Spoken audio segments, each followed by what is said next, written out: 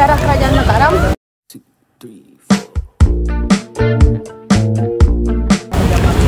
Kerajaan Mataram kuno adalah kerajaan maritim yang terletak di pedalaman Jawa Tengah.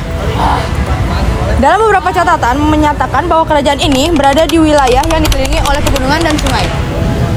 Di awal masa berdirinya, kerajaan ini merupakan kerajaan yang bercorak Hindu, namun mengalami perpecahan dan menjadi bercorak Hindu dan Buddha. Selain itu, kerajaan ini juga terbagi dalam masa atau periode yang berbeda, yakni pada abad ke-9 berada di Jawa Tengah dan abad ke-8 berada di Jawa Timur. Kala berpusat di Jawa Tengah dipimpin oleh dua wangsa, yakni dinasti Sanjaya dari Buddha dan dinasti Sailendra dari Hindu. Sedangkan di Jawa Timur diperintahkan oleh dinasti Isyana. Oke, selanjutnya adalah dinasti dari Kerajaan Mataram kuno.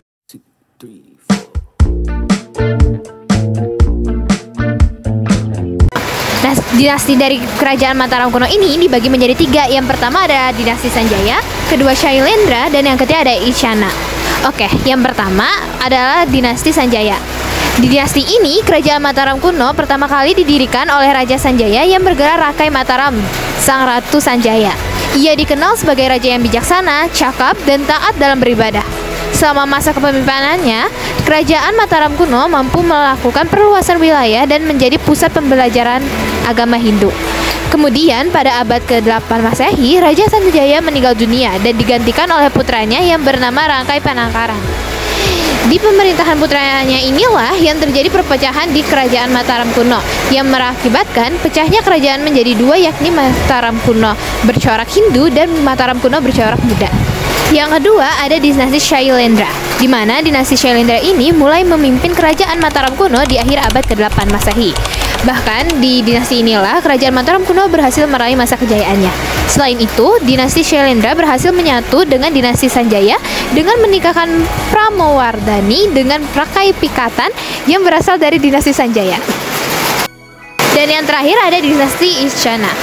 Empu Sindok pada tahun 929 Masehi memindahkan ibu kota Kerajaan Mataram kuno dari Jawa Tengah menuju Jawa Timur. Diperkirakan ibu kota tersebut terletak di antara Gunung Sumeru dan Gunung Wilis. Selain itu, juga dilakukan perubahan nama menjadi Kerajaan Medang dengan Empu Sindok sebagai raja pertama dari dinasti Isyana. Selanjutnya ada raja-raja Kerajaan Mataram kuno.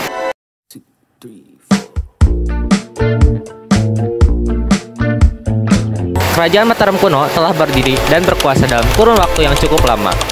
Bahkan dipimpin oleh 3 dinasti yang berbeda. Selain itu, kerajaan ini juga tercatat pernah melakukan pemindahan ibu kota kerajaan yang semula di Jawa Tengah menuju Jawa Timur. Berikut ini raja-raja dari Kerajaan Mataram kuno.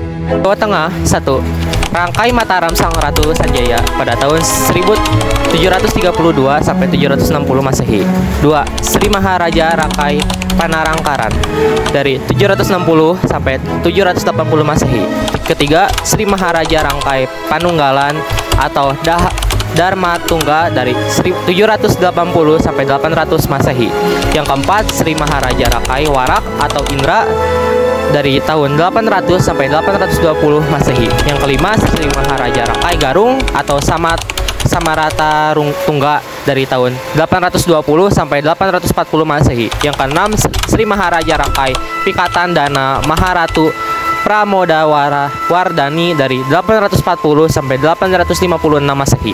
Yang ketujuh, Sri Maharaja Rakai Kayuwangi alias Dyah Lokapala dari 850 sampai 882 Masehi. Yang kedelapan, Sri Maharaja Rakai Watumhu Malang dari 882 sampai 899 Masehi.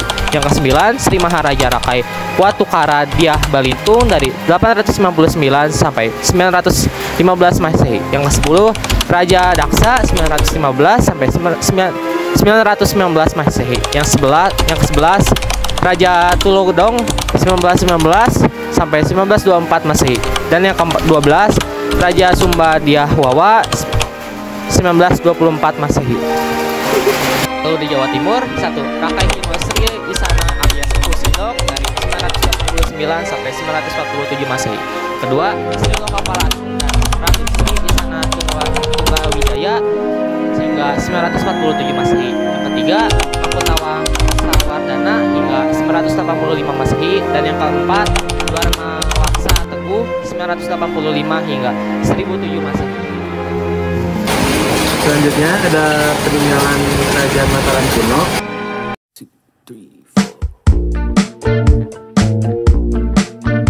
Kerajaan Mataram kuno tercatat memiliki berbagai macam peninggalan yang masih bisa kita saksikan hingga saat ini.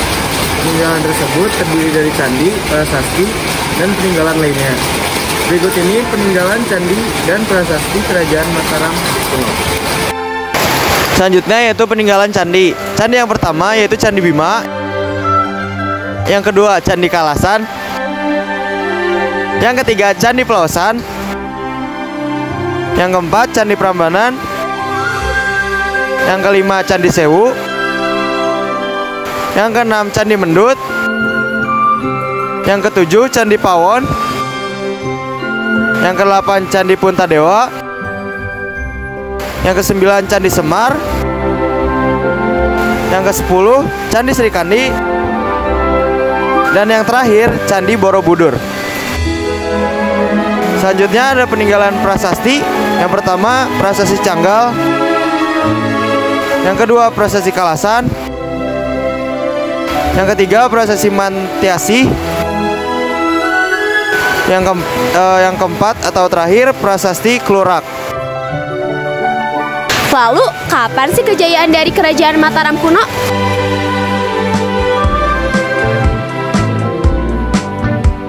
Jadi, kejayaan dari Kerajaan Mataram kuno itu adalah berhasil merengkuh kejayaan di era pemerintahan dinasti Shailendra yang mulai memimpin pada abad ke-8 Masehi.